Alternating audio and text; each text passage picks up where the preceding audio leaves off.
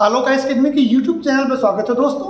आज हम जो पर चर्चा टॉपिक लेकर के आए हैं, न्यूज़पेपर एनालिसिस का एक टॉपिक लेकर के जो मैं आता हूं, उसमें है पंचायती राज व्यवस्था व सामाजिक समानता या सोशल जस्टिस, सामाजिक न्याय।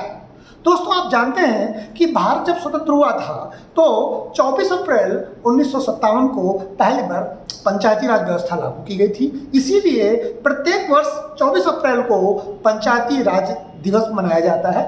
अभी आपको याद होगा, भारत के प्रधानमंत्री श्री नरेंद्र मोदी जी ने 24 अप्रैल को जम्मू से पंचायती राज दिवस मनाया और वहाँ भारत की करीब 100 ग्राम पंचायतों को लगभग पुरस्कृत किया जिन्होंने बेहतर काम किया था। आज हम जानेंगे कि पंचायती राज व्यवस्था का इतिहास क्या है तथा पंचायती राज व्यवस्था कैसे सामाजिक समानता का द्योतक है। दोस्तों, अगर यह वीडियो आपको पसंद आए, लाइक करें, सब्सक्राइब करें और शेयर अवश्य करें, जिससे कि मेरा सामाजिक दायरा, सामाजिक परिवार दिन दुगुनी रात चौगुनी उन्नति करे।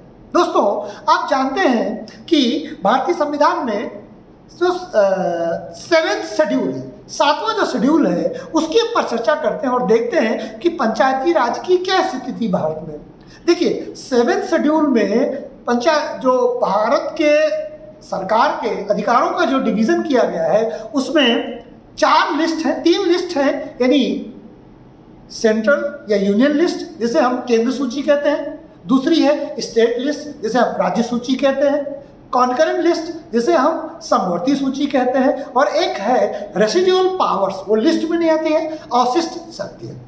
जो सेंट्रल या यूनियन लिस्ट है या केंद्र सूची है, इसमें भारतीय संविधान में केंद्र सरकार को कानून बनाने की अनंत शक्ति प्राप्त है। राज्य सूची में राज्य सरकार को संविधान के दायरे में रहते हुए उसे अपने अधिकारों को बनाने का अधिकार है। अब बात करते हैं समवर्ती सूची में। समवर्ती सूची में केंद्र सरकार और राज्य सरकार दोनों कानून को बना सकते हैं।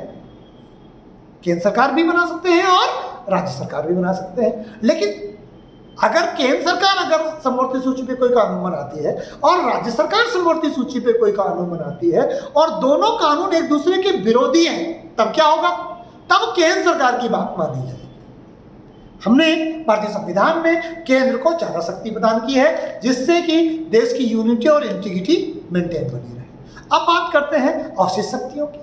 अवशिष्ट शक्तियाँ केंद्र सरकार के पास हैं। स्वतंत्रता के पूर्व अवशिष्ट शक्तियाँ गवर्नर जनरल के पास हुआ करती थी। इसलिए आप देखेंगे संविधान में जब 7th शेड्यूल में शक्तियों का बंटवारा किया गया, शक्तियों का जब बंटवारा हुआ तो ग्राम पंचायतों के लिए कोई विशेष अलग से संविधान में अधिकारों के बंटवारे की व्यवस्था विशेष नहीं की गई। हाँ, बलवंत राय मेहता कमिटी के सिफारिश पर 24 अप्रैल 1957 को राजस्थान के नागौर जिले में सबसे पहले ये पंचायती राज व्यवस्था लागू किया गया था। लेकिन वो इतनी शक्ति थी ही नहीं संविधान में उसके लिए, तो इसलिए पंचायती राज व्यवस्था संविधान लागू होने के प्रारंभ में, लागू होने के बाद में भी वो उस तरह से बाद में पंचायती राज व्यवस्था लागू नहीं रही। इसका श्रेय सबसे बड़ा जाता है पीवी नरसिम्हा राव जी का, जो उन्होंने 24 फरवरी 1992 को पंचायती राज व्यवस्था के लिए एक कॉन्स्टिट्यूशनल अमेंडमेंट, संवैधानिक संशोधन लेकर के आए, 73वां 73rd कॉन्स्टिट्यूशनल अमेंडमेंट। इसके द्वारा पंचायतों को त्रिस्तरीय पंचायत व्यवस्था बनाई गई। पहला है जिसमें हम ग्राम पंचायत गांव में होगी, दूसरा प्रखंड स्तर पर पंचायत समिति, और तीसरा जिला स्तर पर जिला परिषद का निर्माण किया गया। और इस तरह से 3 स्तरीय पंचायती राज व्यवस्था लागू की गई और इनको 29 सब्जेक्ट्स दिए गए। 29 विषयों पर ये जो 3 स्तरीय पंचायती राज व्यवस्था है, ग्राम स्तर पर, प्रखंड स्तर पर और जिले स्तर पर, इनको संवैधानिक अधिकार प्रदान किए गए। और उसमें 29 सब्जेक्ट्स, 29 विषय ऐसे रहे जिसपे हम पंचायती राज को, पंचायतों को अधिकार हम प्रदान करते हैं। इसके बाद अगर हम देखें कि जो पंचायती राज व्यवस्था है, 73rd कॉन्स्टिट्यूशनल अमेंडमेंट 1992 में जो आया था, वो लागू कब से हुआ?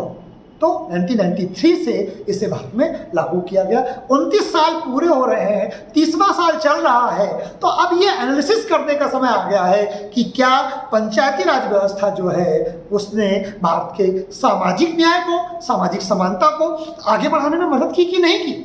दोस्तों आप जानते हैं कि जो भारत में 2.6 लाख पंचायतें हैं, 2.6 लाख भारत में पंचायतें हैं, और 2.6 लाख पंचायतों में जब चुनाव होता है, यानी रियल में लोकतंत्र तो वही है ना जो सत्ता का विकेंद्रीकरण करता हो। जो महात्मा गांधी का स्वप्न था कि देश में सत्ता जितनी ज्यादा विभाजित होगी, जितने ज्यादा लोगों तक पहुंच होगी सत्ता की, वास्तविक लोकतंत्र तब भारत में आएगा जब सत्ता का विकेंद्रीकरण होगा। तो सत्ता का विकेंद्रीकरण कॉन्स्टिट्यूशनल तरीके से 1993 से लागू होता है, जिसे पीवी नरसिम्हा राव ने 1992 में 24 फरवरी को 73rd कॉन्स्टिट्यूशन अमेंडमेंट के द्वारा जोड़ा था। यानी 1993 तक इंतजार करना पड़ा भारत को रियल में लोकतंत्रात्मक शक्ति होने का। पर चलिए, देर आए दुरुस्त आए। फिर इसके बाद हम देखते हैं कि इन पंचायतों में प्रारंभ में जब 1993 में ये व्यवस्था लागू की गई थी, तब 33% आरक्षण था महिलाओं के लिए।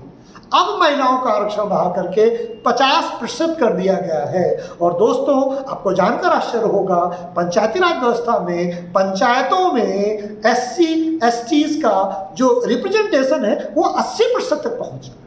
यानी इसमें जो दबे हैं, जो कुचले हैं, जो पिछड़े हैं, शोषित वंश के लोग, उनको चुनाव की व्यवस्था में, प्रशासनिक व्यवस्था में लोकतंत्रात्मक भागीदारी 80% तक सुनिश्चित हुई है।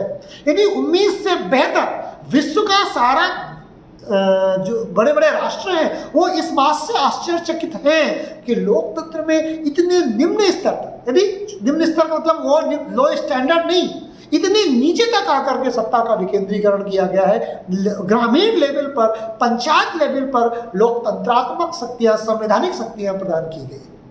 और ये इतने 2.6 लाख पंचायतों में चुनाव होता है, हर 5 साल बाद उसमें मत पड़ते हैं, चुनाव होता है, ग्राम प्रधान चुना जाता है, उसके जो उसके प्रमुख है मेयर या एक शब्द आता है मेंबर्स चुने जाते हैं, और वो लोकतंत्र का रियल मंदिर बनता है पंचायत में। उसके साथ आप देखेंगे 80% तक इस पे भागीदारी SC/ST और OBC की होकर के हो गई है, महिलाओं की भागीदारी बढ़ गई है।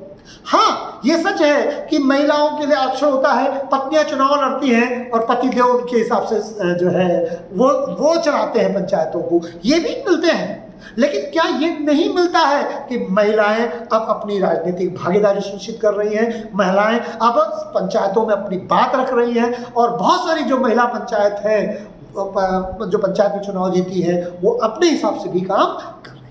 हाँ, कुछ कमियां हैं, लेकिन फिर भी आप देखेंगे महिलाओं की लोकतंत्र के जो पर्व होता है उसमें उनकी भागीदारी बढ़ी है। आपको उसमें जो है बढ़ाव दिखाई देगा।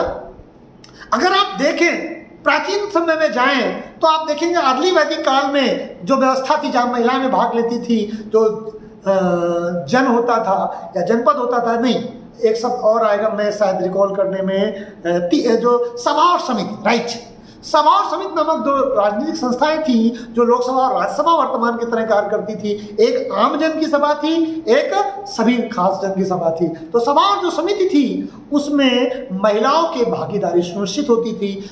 महिला भी राजनीतिक रूप से कई हजार साल पहले भारतीय राजनीतिक व्यवस्था में सशक्त भूमिका निभाती थी। न केवल वो धार्मिक अध्ययन पर अपनी भागीदारी सुनिश्चित करती थी, बल्कि राजनीतिक रूप से सभा और समिति में भी भाग लेती थी। आप देखेंगे कि हम महिलाओं की भागीदारी सुनिश्चित करके कहीं न कहीं पर प्राचीन वैदिक सभ्यता की, वैदिक संस्कृति को पुनः उसको जीवंत कर रहे हैं। हाँ, इसके साथ साथ आप देखेंगे सामाजिक न्याय की बात कैसे हो रही है। जब 80% तक SC/ST या OBC की भागीदारी बनी है, गांव में अब अगर कोई जो सवर्ण वर्ग के लोग हैं उनको अगर उनके काम कराना है तो ग्राम प्रधान के घर जाना पड़ेगा। वो SC है, ST है या OBC है, उसके घर में जाके आपको बैठना होगा, वो आपको जलपान कराएगा तो जलपान करना होगा, उसके दरवाजे में जाना होगा, जिससे समाज की जो जाति बंधन की बेड़ियां है, जो अर्ली वैदिक समाज में सभा और समिति के बाद जब सामाजिक क्रम बना था तो ब्रह्म, क्षत्र, वैश्य और शूद्र 4 वर्ण थे जो कर्म के आधार पर निर्धारित होते थे। यानी शूद्र का बेटा ब्राह्मण हो सकता था, ब्राह्मण का बेटा शूद्र हो सकता था कर्मानुसार। बाद में कुरीतियां आई और जन्म के अनुसार ब्राह्मण, क्षत्रिय, वैश्य, शूद्र होने लगे। लेकिन वर्तमान दौर में जैसे हम लोकतंत्रात्मक शक्ति का प्रयोग करते हैं, सत्ता का विकेंद्रीकरण करते हैं, वैसे ही अब फिर हम जाति से वर्ण की तरफ लौट रहे हैं। अब शासन में जो राजा है वो भी किसी भी जाति का, किसी भी पंथ का, एससी हो सकता है, एसटी हो सकता है, ओबीसी हो सकता है, जनरल हो सकता है, मुस्लिम हो सकता है, सिख हो सकता है, पारसी हो सकता है। क्यों? सिख प्राइम मिनिस्टर बने ना माइनॉरिटी से। भारत में 10 साल तक माइनॉरिटी प्राइम मिनिस्टर रहा इंडिया में। कई बार माइनॉरिटी राष्ट्रपति हुए, कई बार दलित राष्ट्रपति हुए भारत में। हमारे यहाँ यही तो लोकतंत्र की खूबी है। तो जो पंचायती राज व्यवस्था है वो एक तरह का लोकतंत्र का मंदिर है, क्रांति की जगह है, जहाँ से लोकतंत्रात्मक विचारों की क्रांति होती है। इसलिए बहुत सारी कमियों के साथ में, हाँ, महिलाओं की भागीदारी एक्टिव भी कम है, हाँ, और सारी चीज़ों में कमियां है, भ्रष्टाचार बढ़ा है, कॉम्पिटिटिवनेस आया है क्योंकि चुनाव आया है, अधिकार आया है, धन भी आया है, तो उसमें चुनाव में धन बल का उपयोग, बाहुबल का उपयोग, ये भी साथ में आने लगा है। लेकिन इसको, ये चीजें आने से उसकी जो उपयोगिता है, जो परिवर्तन आया है, वो कम नहीं हो जाता है। धन बल और बाहुबल का चुनाव लोकसभा में होता है, विधानसभा में होता है, ग्राम पंचायतों में भी होने लगा है। ये बस हमें देखना है कि चुनाव इतना खर्चीला ना हो पाए, चुनाव में धन बल और बाहुबल का उपयोग ना हो, चुनाव में करप्शन मिनिमम हो। अगर ये ना हो तो जो पंचायती राज व्यवस्था है जिसमें 80% तक दलित, पिछड़े और जनजातीय लोगों की प्रतिनिधित्व बड़ी है, वो पारदर्शी बनी रहेगी, ज़्यादा लोकतंत्रात्मक होगी और सामाजिक न्याय को जो वास्तविक मूल्य है, जहाँ पर समाज में जाति के आधार पर, वर्ग के आधार पर, पंथ के आधार पर जो समरसता है, जो कम होने लगी थी, वो पंचायती राज व्यवस्था बढ़ा रही है। लेकिन धन बल का प्रयोग होकर बाहुबल का प्रयोग होने से हमें इस बात का ध्यान रखना होगा कि जो समरसता और सामाजिक न्याय भारत में प्राप्त होने लगा है, निम्न चुनाव के लेवल पर या निचले लेवल के लोकतंत्र आम आदमी तक पहुंचा पंचायती राज व्यवस्था के माध्यम से, वो चुनाव अगर धन बल और बाहुबल का उसमें उपयोग होने लगेगा तो जो सामाजिक न्याय की जो एक अच्छी गंगा बही है, जो सोशल जस्टिस के लिए जो एक नदी निकली है लोगों के बीच में, जहाँ से अस्पृश्यता कम हो रही है, जहाँ से जातिवाद कम हो रहा है, वो कमजोर पड़ जाएगी। इसलिए भारत सरकार से मैं रिक्वेस्ट करता हूँ कि पंचायतों में जो चुनाव होते हैं, उन चुनाव में उनको करप्शन फ्री किया जाए, उनको पारदर्शी बनाया जाए और उसमें धन बल और बाहुबल का उपयोग ना अगर हो पाए तो पंचायती राज व्यवस्था दुनिया की सबसे स्वर्णिम सक्सेस व्यवस्थाओं में से एक है। हाँ, ये सक्सेस है, लेकिन जैसा कि हर व्यवस्था में कुछ कमियां आ जाती है समय के साथ रहते हुए, इसमें भी कुछ कमियां धन बल और बाहुबल करप्शन की हैं।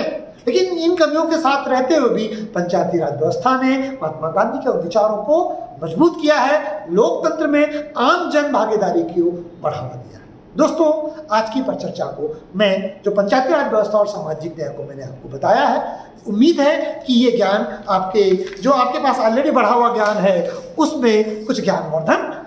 दोस्तों, अगर आपने इस वीडियो को यहाँ तक देखा है तो प्लीज़ कमेंट करिए, चैनल को सब्सक्राइब करिए, अपने विचारों को रखिए। क्या आप मेरे विचार से सहमत हैं उसको बताइए, असहमत हैं उसे भी बताइए। अगर उस असहमति में अगर कोई वीडियो बनाया जा सकता है तो मैं अवश्य वीडियो बनाऊंगा। और अगर असहमति के ज़्यादा बिंदु आते हैं तो संडे को फिर लाइव सेशन रख करके हम लोग आपस में उन बिंदुओं पर चर्चा करेंगे। जो आपके असहमति के बिंदु है, उन बिंदुओं में से कुछ बिंदुओं को उठाएंगे और उस पर हम पर चर्चा करेंगे। दोस्तों, आज का टॉपिक मैं यही समाप्त करता हूँ। नमस्कार, जय हिंद, जय भारत, और प्लीज़ चैनल को अवश्य सब्सक्राइब करें। नमस्कार।